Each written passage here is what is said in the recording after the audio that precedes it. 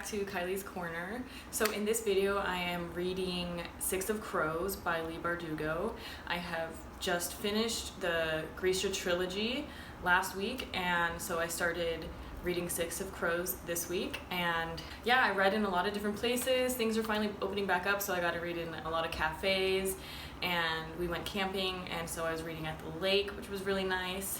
So I got to read in a lot of different places, so I hope you enjoy following along with me as I read the Six of Crows and you get to see some of my first impressions.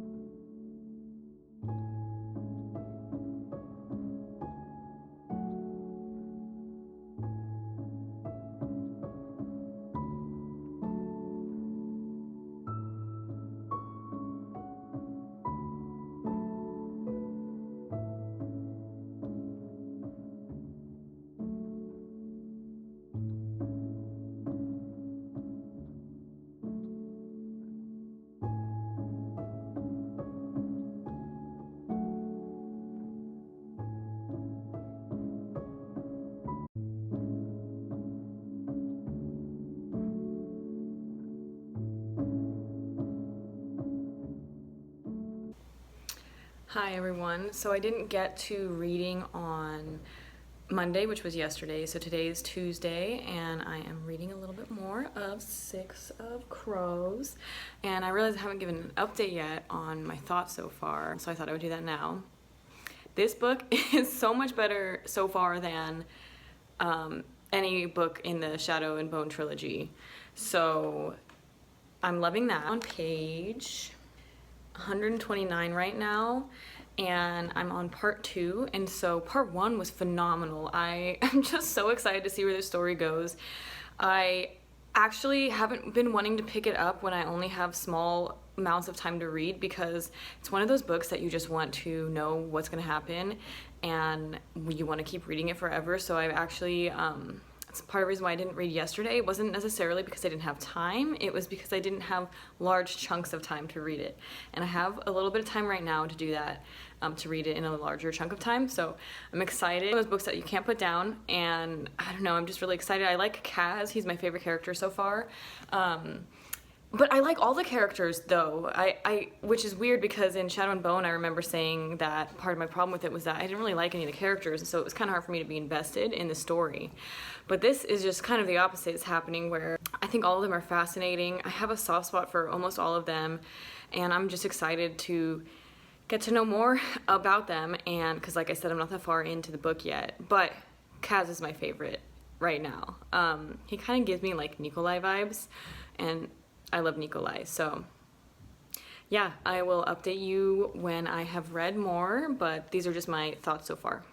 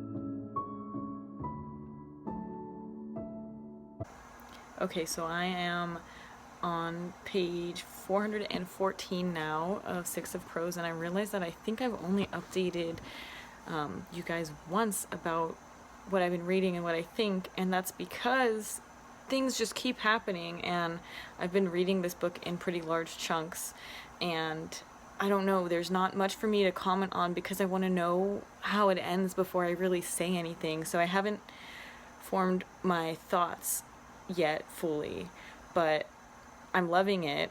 I just want to know how it ends because it's just one of those books that is so action-packed. It was kind of slower in the beginning, and then I think once I got to probably around page like 250, things just started picking up, and I've just been in a rush to finish ever since because I want to know what happens. So that's my update. I'm definitely going to finish this book today, and then I will let you know my final thoughts. So that wraps up my reading vlog for Six of Crows by Leigh Bardugo. And now I just want to talk about my thoughts on the book, not an in-depth review or anything, but just my takeaway from it.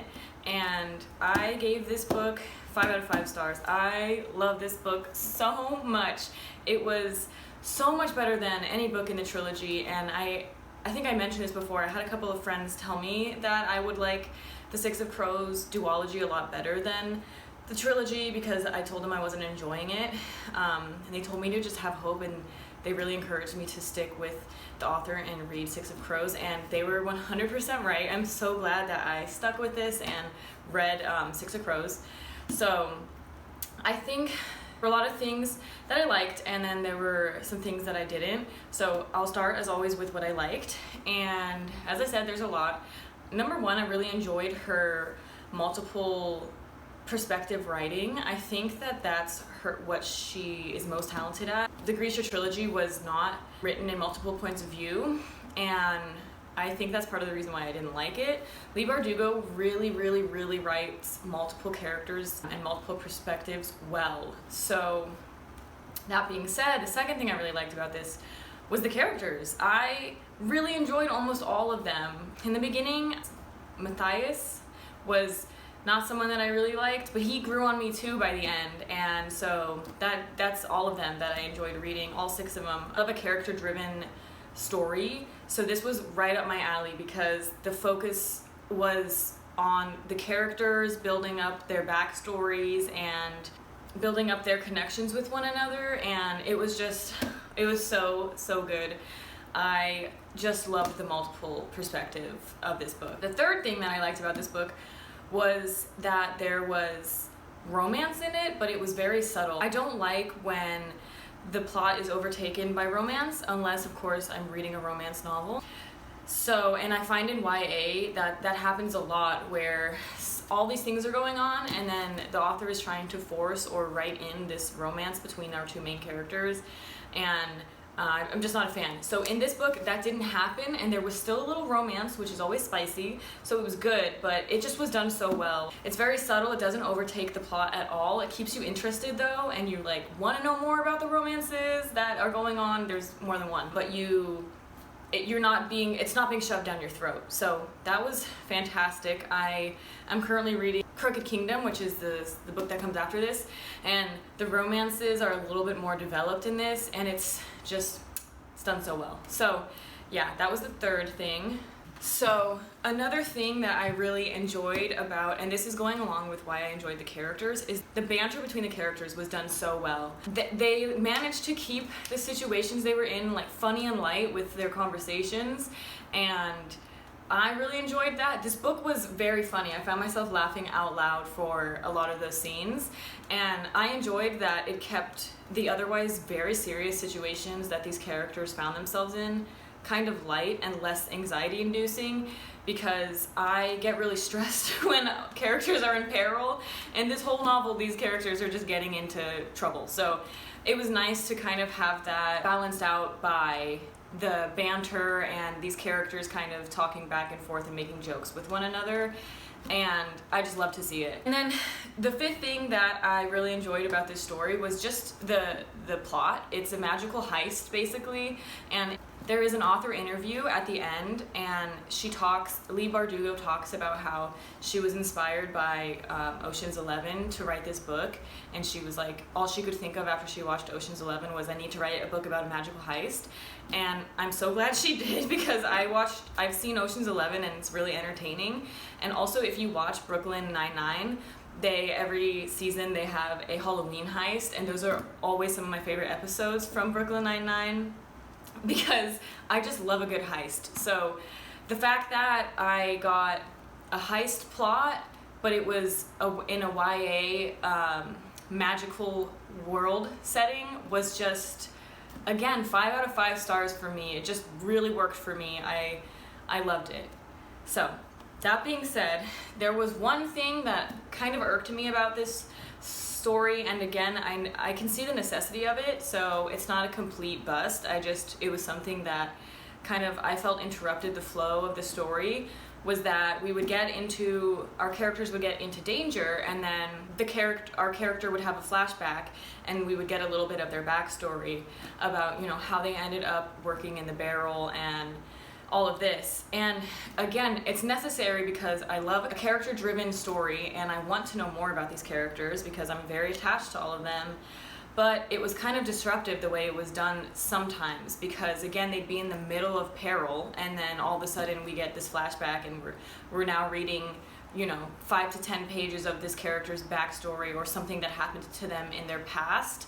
And so it disrupted the plot a little bit, in my opinion. Again, this isn't, this book still got 5 out of 5 stars. This isn't something that was like, oh my gosh, I hate this so much. It just was something I found slightly annoying more than anything else.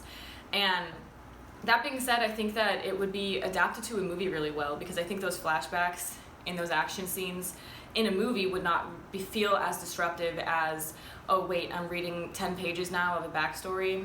Again, that's just my take. I know that this is just more of an opinion than anything else. But all in all, loved this book. I am loving Crooked Kingdom, and a reading vlog will be up next week for that book. Thank you for watching, and I will see you in my next one. Bye. Waking up feeling like it's gonna rain.